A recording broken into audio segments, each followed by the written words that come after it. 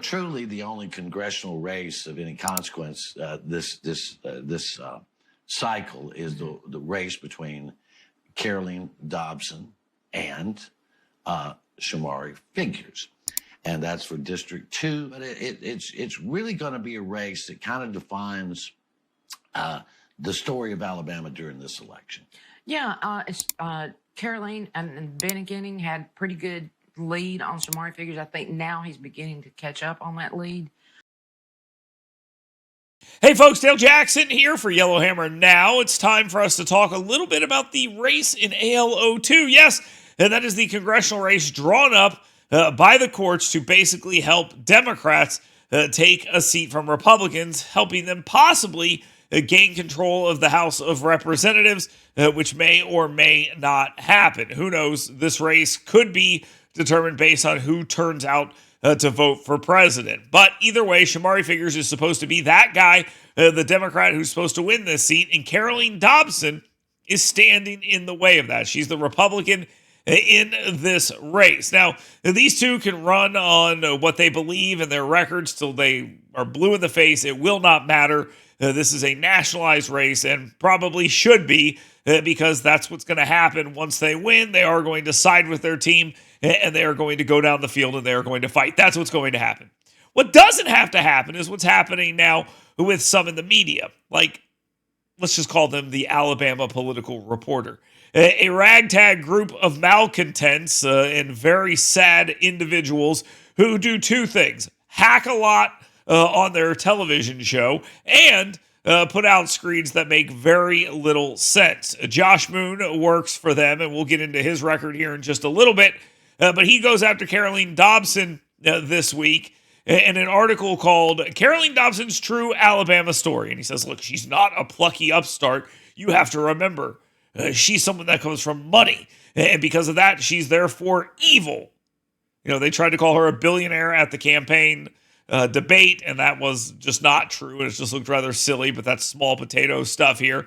The hook that Josh Moon is going for, because he is just at heart of hearts a dishonest and cruel person, and he gets what he deserves generally in life because of that, he tries to make her out to be somewhat of a bad person because 5 generations ago, her family owned slaves. Now, this is as bad as you can possibly get with the whole sins of the father thing, because God knows I don't think this is a game that Josh Moon's kids are going to want to be playing down the line when we start talking about the sins of the father. But either way, doing this to someone, it goes to show you have absolutely nothing to run on.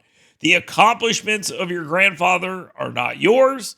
The sins of your grandfather are not yours as well, let alone the great-great-great-great-great-grandfather. Now, whether they own slaves or not, if Josh Moon says they did, I will accept that maybe they did, but I don't trust anything Josh Moon says, so take that with a grain of salt. This idea that her ancestors founded the KKK, equally as ridiculous, and he goes into noting that there were lynchings and killings and beatings and firebombings and other things that happened in the areas where the Klan operated, and I don't dispute any of that, but it has nothing to do with Caroline Dobson.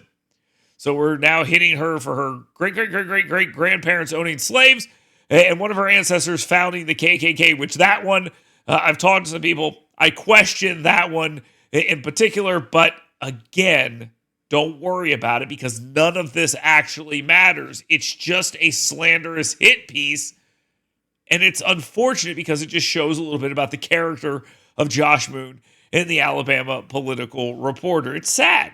This is who they are, okay? Now, Moon seems to realize this because he writes in this, to be certain, though, no one is claiming that Caroline Dobson, living now in 2024, is in any way responsible for her ancestors' mistreatment of black people, or that she should be shamed by her family's enrichment from their free labor, which, by the way, is the entire purpose of the whole thing, okay? It is the entire purpose of the article, okay? He goes on to say she's not responsible for the actions, but she doesn't get to pretend they didn't happen, and I'm not so sure what that even means. Now, I want to jump to the end here because a lot of what he's saying is just kind of garbage and just this ridiculous Josh Moon's a man of the people stuff that nobody actually believes. If he is a man of the people, it is because he can't accomplish anything on his own, I guess. I don't know what that means. But Josh Moon is a type of guy who goes through his life failing at absolutely everything and never stopping. I give him credit for that. It's good. He's failed at least 2 radio shows that I knew of. He's been fired as a reporter, fired as a columnist, and has basically landed at this part-time work at the Alabama Political Reporter and then trying to do real estate and failing at that at the same time.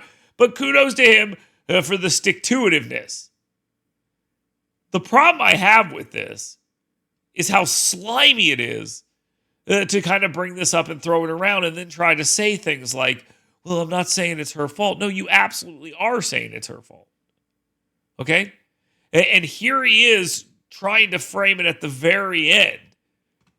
He says this, and now here she is trying to sell those same voters on a whitewashed fictional story of hardworking white people with Jesus morals and a cattle ranch built on love and determination. And definitely not a rich lady who's already dumped nearly $2 million of her own money into an effort to buy a congressional seat, who has the means to do so because she had the good fortune to live a life built by generational wealth obtained through forced servitude and grotesque land grabs. That's the conclusion of his piece, and then he calls that the ultimate Alabama story. So just keep that in mind. That's what he thinks about the state of Alabama. Josh Moon hates Alabama.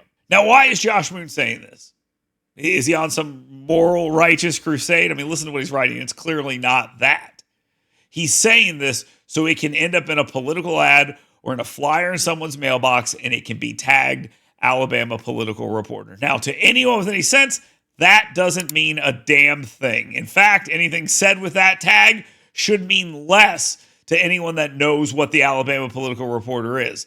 But it's about playing on people's ignorance. They're hoping that people won't know what the Alabama Political Reporter is, but they'll see the term Alabama Political Reporter and give it weight. That's all this is about. And Josh Moon knows this, and the people that run Alabama Political Reporter know this, and the people who will put out those flyers and make those TV ads, they know it as well. It is part of the scam, and you know what? It just might work.